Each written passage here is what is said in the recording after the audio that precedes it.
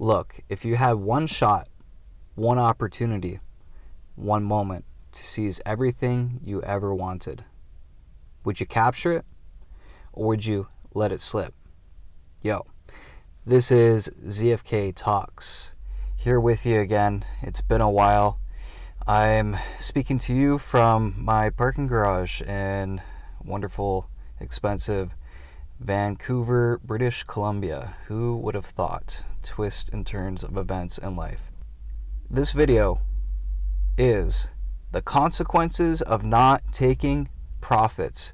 A deeply personal story of mine that I want to share, as well as some advice for seasoned veterans in the space, as well as some of the crypto noobs that are just entering the space as of right now, because there's a lot that you probably need to know and a lot of things you're probably not considering and a lot of things that you haven't experienced that I have that I can offer a little bit of insight into, and my story about taking profits in markets such as crypto.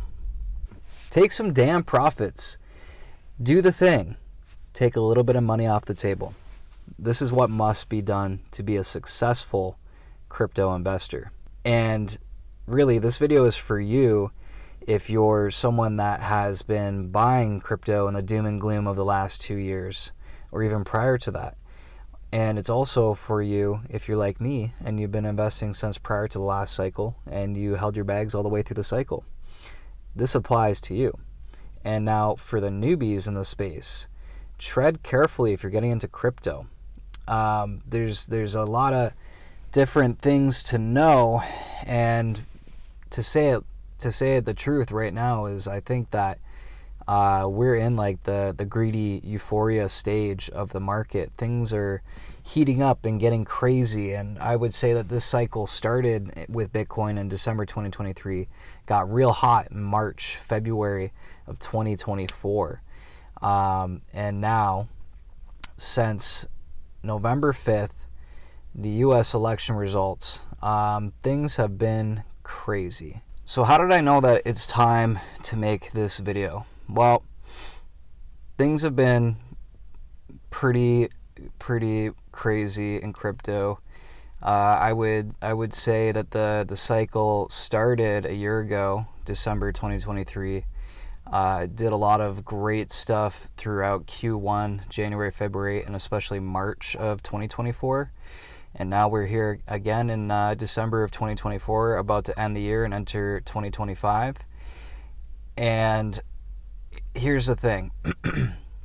Why I know it's time to make this video is because every time things get crazy in crypto, people that you don't usually talk to or you haven't spoken to in a long time start to come out of the woodwork. I've received people sending me texts congratulating $100,000 US Bitcoin, congratulating $3 plus Canadian in XRP, which is my typical currency, being here in Canada. But yeah, nonetheless, it happens the same thing every time. People get bored of it for years. It does nothing for years. It sucks to be in a market that's doing nothing for years at a time, and then all of the sudden, all of the speculation and the frenzy and the hype and the media all return to the space once things start happening. And that's when people start texting you, congratulating you about certain gains, and asking you for advice for what coins they should be buying and what they should be doing with their portfolio when things have already pretty much exploded to some degree. We're in, like I said, a very interesting time, in particular since the US election on November 5th. A lot of the tokens, mostly Bitcoin, were pumping in anticipation of a Trump admin.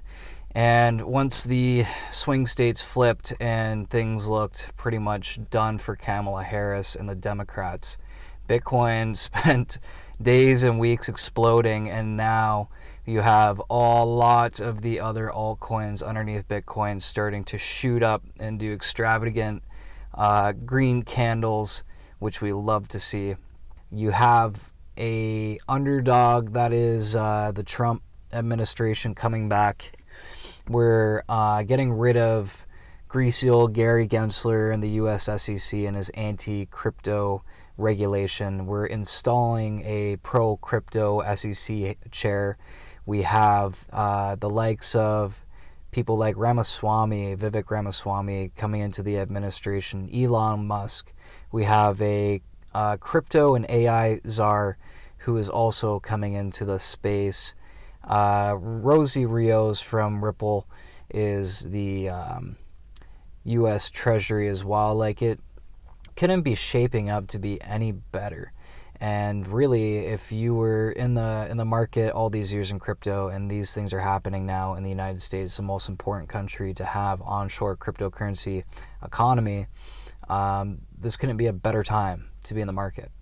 And I hate to say it, if you're new to the space, most of the returns are now diminished in most tokens, and the ship has sailed, frankly. If you're just getting into this now, you need to tread carefully, and I'm going to tell you why. Markets are all about psychology. Every market is. It all comes down to the human thought process and the cycles of denial, disbelief, greed, fear, belief. These are all things that we can see on charts, and it's all a reflection of human emotion. And emotions run high when the markets are down, and especially when the markets are up. Quite frankly, that euphoric feeling when you see your portfolio going up week after week by thousands, tens of thousands, if you have enough in it, millions of dollars, your brain is on drugs. And frankly, it's hard to regulate in a sound frame of mind when these things are happening. And this is why we need to have conversations like this as to what to do when these cycles start to go crazy and turn in your favor. So for the newbies, we're basically in the mid to end game cycle of the games already within a month or so. I'm hearing some people saying that this market will continue to pump up until December 2025, maybe fall 2025. I don't really agree with that. And I hear more realistic voices saying that this could run until potentially first quarter of 2025 and maybe up until spring of 2025. Something I've seen in my years in this space is that summers tend to be cold on the market. And given that I think the bull market kind of started in December 2023 for this cycle, I don't really see how we're going to run until December 2025 or even fall 2025. I'm not a wizard. I don't know. I'm about as well versed as the average crypto Joe. I may know a lot more than people that are just entering the space, that's for sure, but I'm not a wizard and I can't offer trading advice. This is just some of my anecdotal personal story that we're going to get to in a moment. And like I said, it's deeply personal. So, you know, there's a lot of FOMO, fear of missing out, going on right now with people that weren't in the space and people chasing green candles. And frankly, the time to be buying was 2022, 2023, a little bit of cold summer 2024. If you're buying in now, like I said, you have to tread carefully. The media, your peers, people like me, individual content creators online, a lot of us are trying to manipulate you so that basically you'll be our exit liquidity.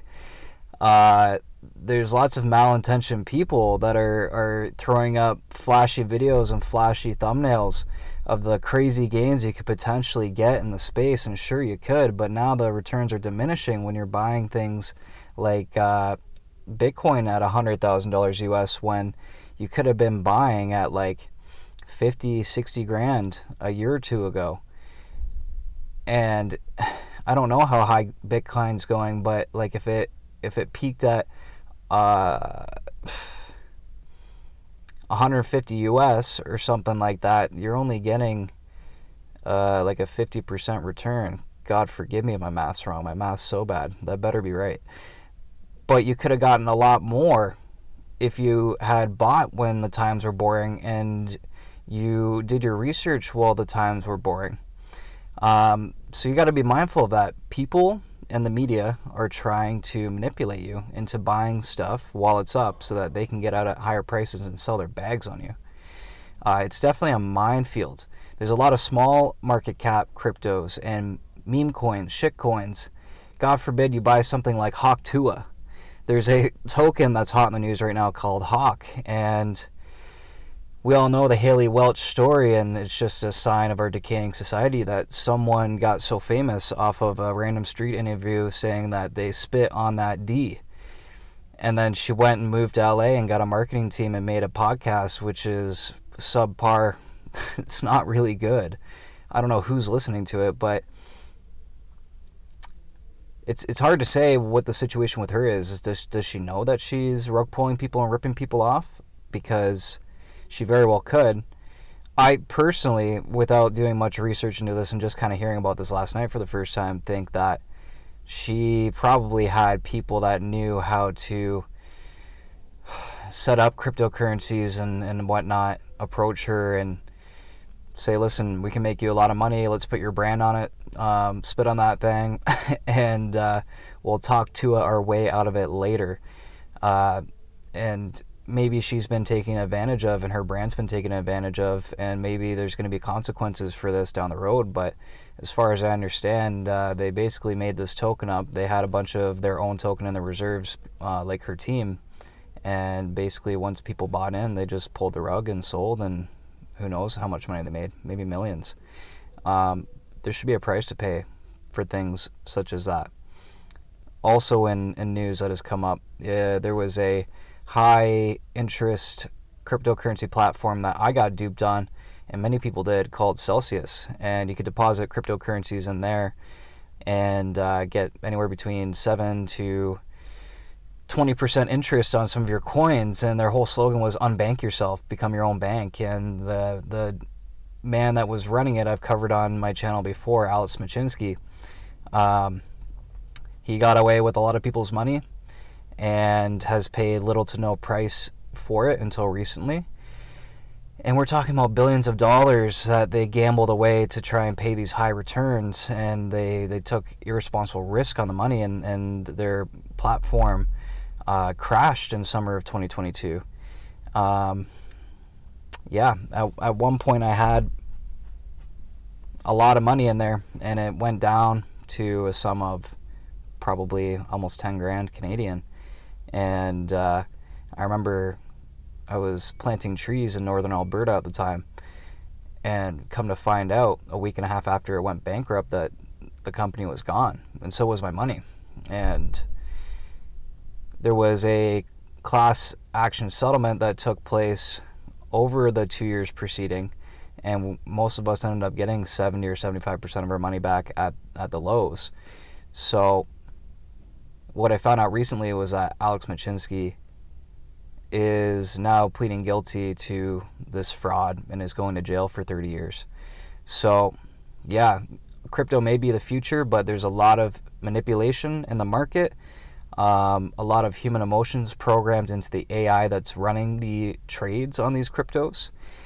And you need to be aware of all these things, because not only are the people in the space trying to manipulate you, the media is trying to manipulate you, the AI algorithms, trading bots are trying to manipulate you.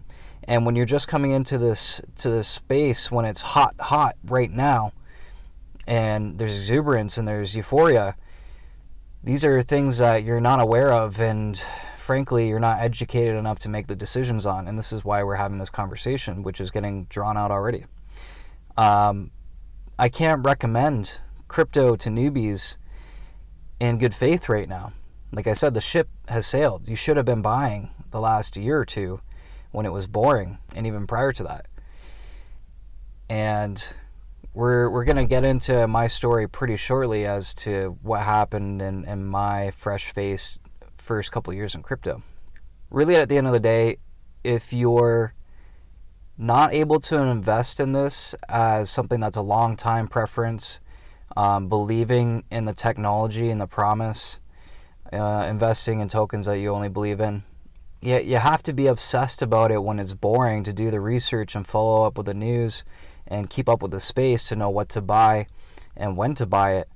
when it's boring in the bear market to succeed in this. You can't just come into this when it's red hot and expect to make overnight quick gains. You could, but your odds are low. So here's my background on crypto. It was 2019 in the fall, and I had heard about Bitcoin and stuff for many years, but it just went out the ear. It went in the ear and back out. I couldn't care less, young and dumb. I wasn't doing any investing, and there just was no compute. There was no think about it. There was no consideration. There was just like, oh, Bitcoin, okay, like dumb internet money, like, I don't know, like I like cash, like, I don't know, I was just like too young to understand. And leading up into 2020, I had I'd wait tables usually to have the supplementary income and the full-time income. And leading up to COVID, I was doing the best I'd ever done in my business. I was working for a creative agency. I relinquished my serving job down to 1 day a week for like a year prior to the pandemic happening. And I remember the week before, the same week as the lockdown started, I had to break up with the creative agency I was working with, which really, really sucked because I had a great relationship with the guy that took me under his wing there.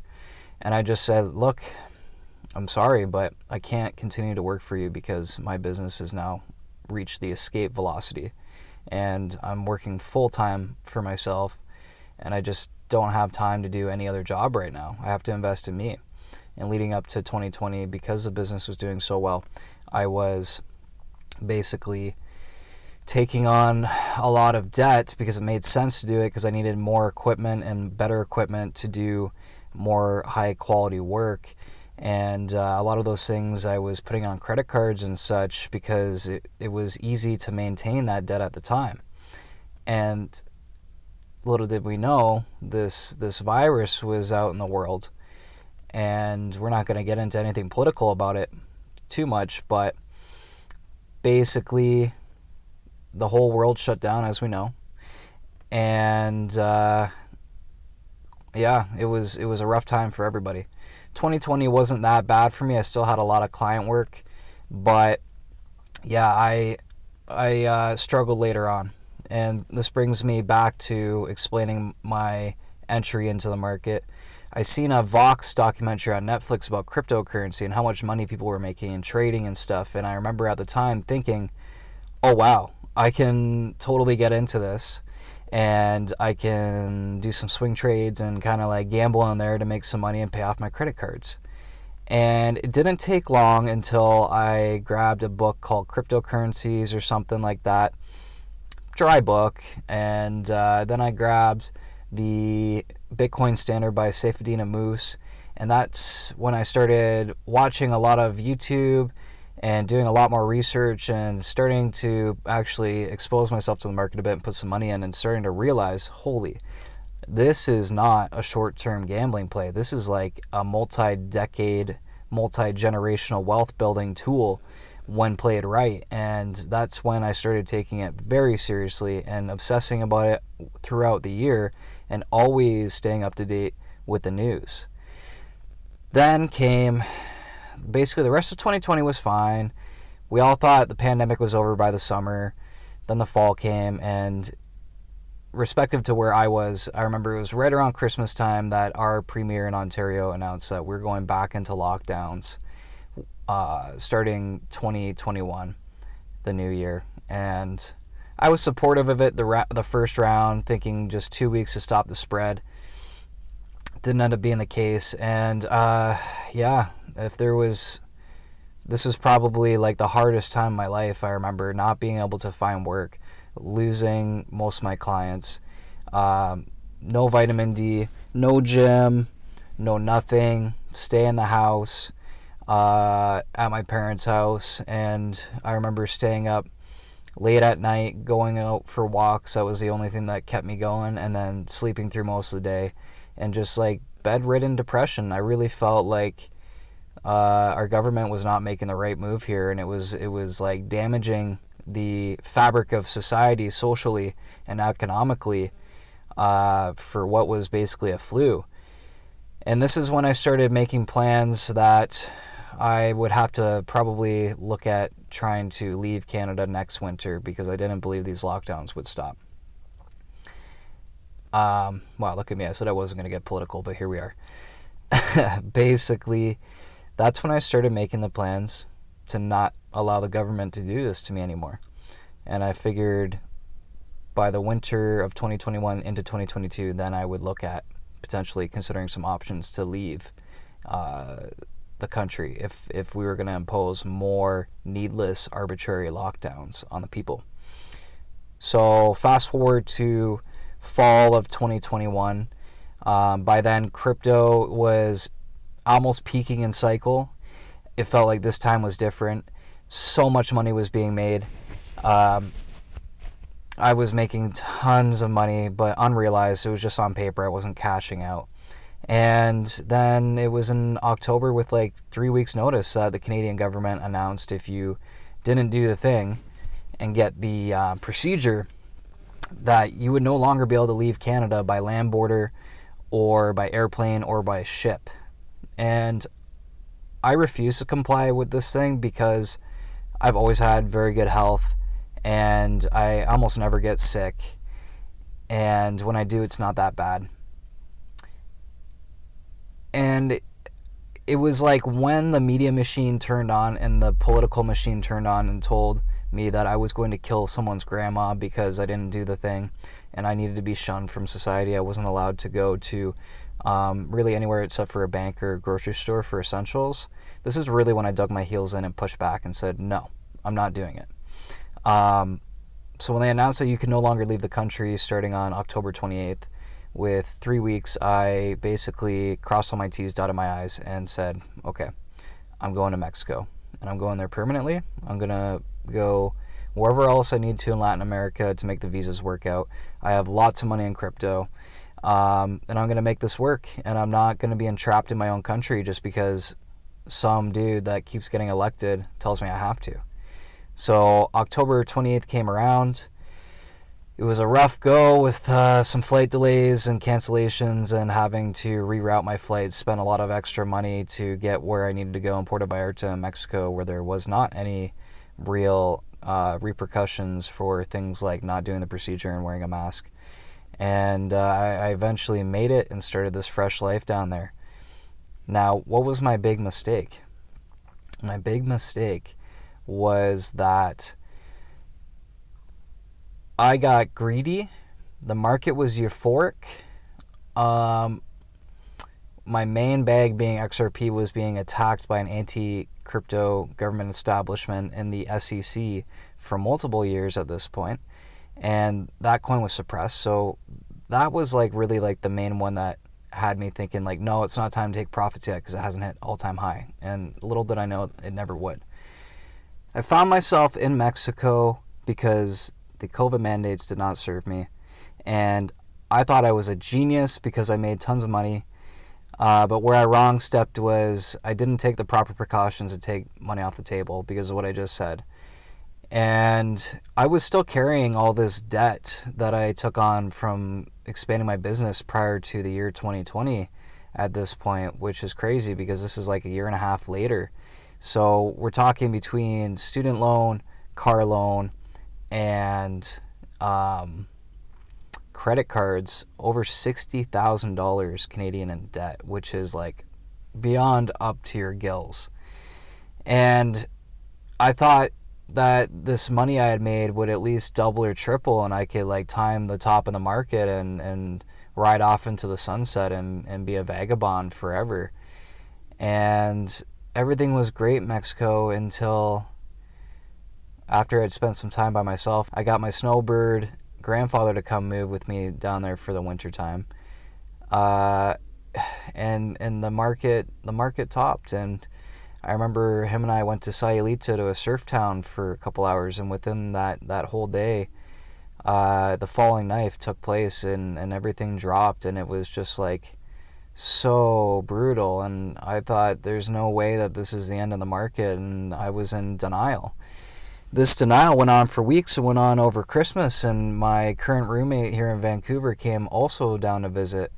And I remember the market had been down for a couple weeks at this point, and I was getting very, very stressed about it, very, very worried, and I was very much in denial that the prices would go back up so that I could make this money.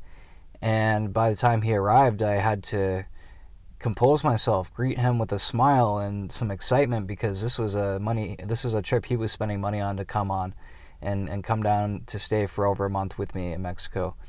And yeah, I could only keep on the show for a little while until like the market just kept on going and going down, and we had fun for a bit. But by the end of my stint and his stint in Mexico, I found myself in like a 2-week period where we would be sitting on the 8th story of this building we were living in. We had this amazing view of lush palm trees, tropical landscape, big mountains, ocean. It was so beautiful, but my literal state of mind couldn't allow me to see it as beautiful. The colors looked muted and desaturated, and that's the level of depression I was in. I would think about this problem I had with the market and my financial outlook and the debt I carried and the money I was losing literally nonstop 24/7. I could not escape from these thoughts, and this was really damaging me at the time.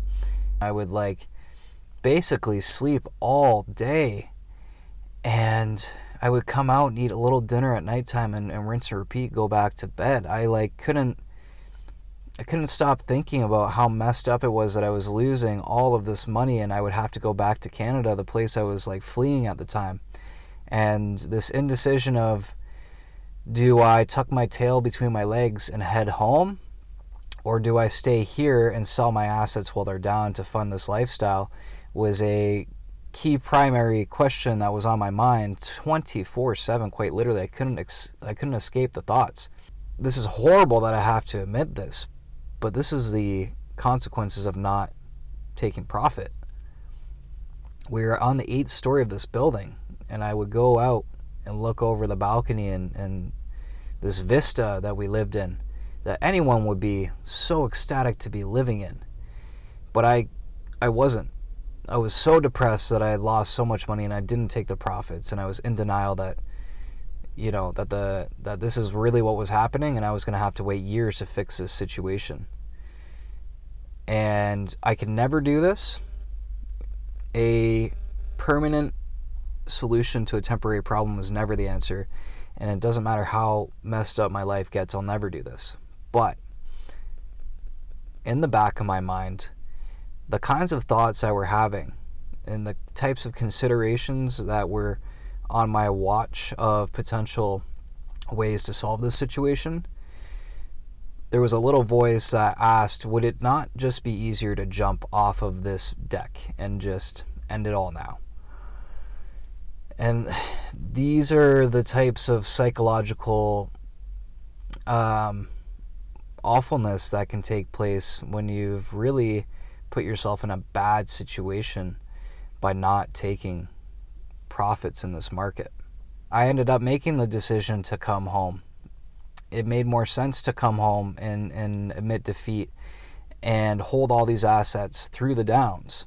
You should never sell while you're down unless it's a project that has fundamentally changed or that you don't any longer believe in.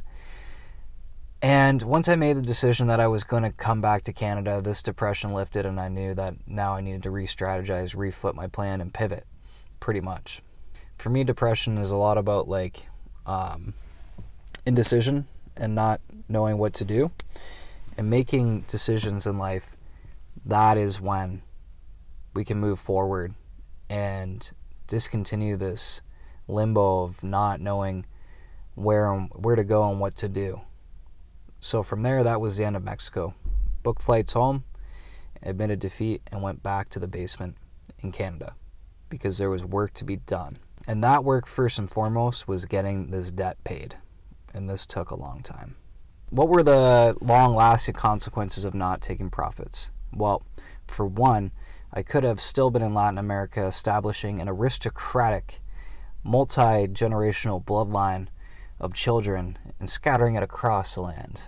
But that was not what was in store for me. Actually, becoming a loser and a hermit for a couple of years was the consequences of not taking these profits, because I had to go back to my mom's basement in Canada and deal with the ramifications of watching my net worth explode to a point where I could have cleared all that debt and had tons of money left over after tax.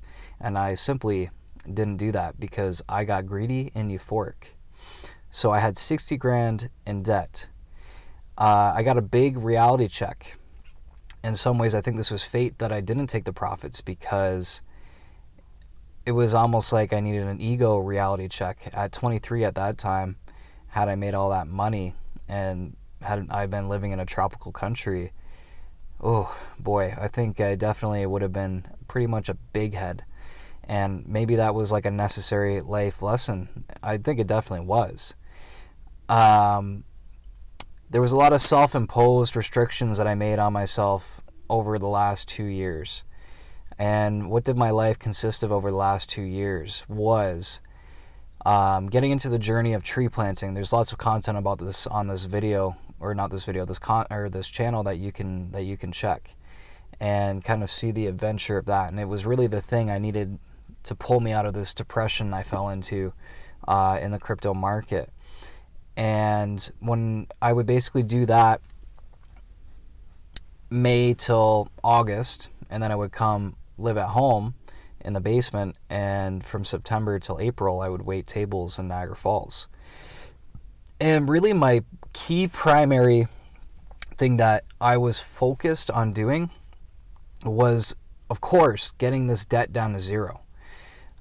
This was like the most important possible thing I could do, because it's a first step to being able to build a financial safety net and more investments, and basically be financially free enough to get out of your parents' house.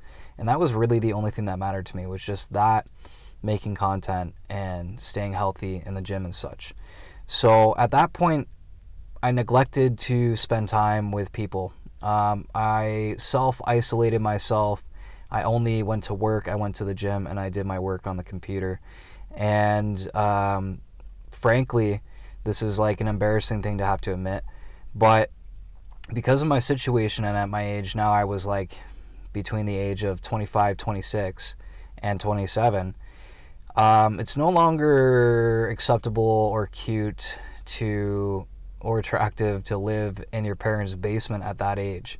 It's fine when you're in high school, it's fine when you're in college and a little bit after, but at a certain point, like 23-ish, yeah, you're kind of pushing the limit on that. And now I know we have record high levels of people up to 30, 35 living with their parents, but to me it just didn't feel like an excuse. And yeah, I basically abstained from almost anything to do with women because I was embarrassed of my situation. And to say the least, this social isolation from not only building like friendships, but also romantic relationships with women and stuff, because of my high debt situation and because of my living situation, it's not natural. At a young age in your 20s, you should be out there meeting people and you should be dating and stuff. And to say the least, it definitely played like a massive negative effect on my psyche, which is really unfortunate and something that I wish I didn't have to go through. And I could have had a much better life from that standpoint if I just took the damn profits that I was supposed to. But I didn't, and I've learned the lesson, and this has played out over years, right? So yeah, a lot of those things really like definitely messed with me, and now we're on to better days and better chapters. But yeah, those things would all be the consequences. I had to give up a good lifestyle in Mexico. I had to come home, admit defeat, live in the basement, and basically go about my life in a manner that allowed me to spend as little money as possible so I could aggressively pay off that debt. And right before I moved to Vancouver, I finally finished that journey. Aside from a small student loan I still have yet to pay, it would have been paid in full if I wasn't moving to Vancouver. But yeah, I had my car paid off. I had tens of thousands in credit cards paid off. And now here we are. We're living wintertime in Vancouver. Things are better, and have a lot more freedom and a lot more personal space in the house that I'm living in. So things do get better, and my situation did take a long time to get better, and I paid the consequences of over 2 years because I didn't take profits in crypto. So in closing thoughts, what are like some of the things that you can do for yourself to make sure that you don't ever have to go through what I went through? Definitely, it's time in the market, not timing the market. You have to have a long time preference, and you have to throw the instant gratification and gambling mindset out the window. You cannot fear taking money off the table, and you should be having an exit strategy. So what does that mean? That means looking at some of your tokens and basically learning how to do fib retracements on charts, and basically try and find like some of the levels in which you think that coin is likely to reach, and effectively have a strategy of how to ladder out of that position over time when things start happening quick. Because like I said earlier, your brain's on drugs in the euphoria stage, and you need to be hyper aware of this and know how to combat your own brain and how to tell yourself when it's time to take money off the table, because this is the only way that you're going to take money off the table. You're never going to time the top of the chart. You might get lucky and sell a little bit at the top, but you can't try and sell it all at the top, because you never know if it's going to hit some of these prices. You got to basically sell here, not all the way up here, because if you're speculating it hits this level, you don't really know that it will. So it's very, very high risk. You need to be very analytical of your emotions and the emotions of others and what the media is saying and what social media is saying. Because otherwise you're not going to have the opportunity to do something meaningful with this money. You're going to watch it go up hundreds and thousands of percents in your portfolio, only to watch it come right back down like I did. And I don't want that to happen to other people, which is why we have this video.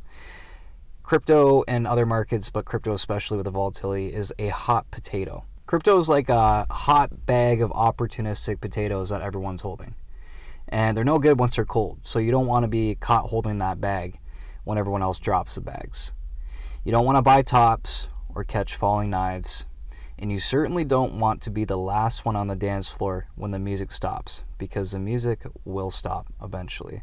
But in the meantime, if you take your time, you do it right, you can dance all night. Things can get very bad if you don't take profits. People have lost everything in these markets. People have killed themselves over these markets. And it's because they either got greedy, or they're misinformed, manipulated, or didn't make good decisions. And we all need to work on making more realistic, level-headed decisions. Things do get better. I paid off my debt. I found myself a better lifestyle here in Vancouver, for now at least, as I do like to move around. And for me, it only takes watching your net worth explode monumentally, and then watching those gains get washed away to the tune of 80 to 90%. It only takes that feeling and that experience to happen once to realize that you don't ever want to do that again. So that's why I've already taken profits in this cycle. That is why I'm not operating from the same greedy mindset as last time, and operating from somewhere with a little bit more experience. My situation did get definitely better with time, and it took the work to get the debt paid and continue to invest money in a more smart and less risky manner. In closing, trade safe, do your taxes, and protect yourself. Take your money and put it on cold storage wallets rather than exchanges. Watch out for scams, and really ask yourself whenever you interact with someone or any sort of media that is related to cryptocurrency, is this person or entity manipulating me? And of course, always be so hyper aware of the emotions that you're feeling in the lows or the highs of these cycles, especially this one. This has been another episode of ZFK Talks. And if you made it to the end of this video, I really appreciate that. If you think this video will help other people that are in this crazy time in the market, definitely share this video. And for the algorithm, leave a like and a comment. and hopefully I can make some more videos for whomever is watching this soon. Thanks for watching, and until next time, peace out.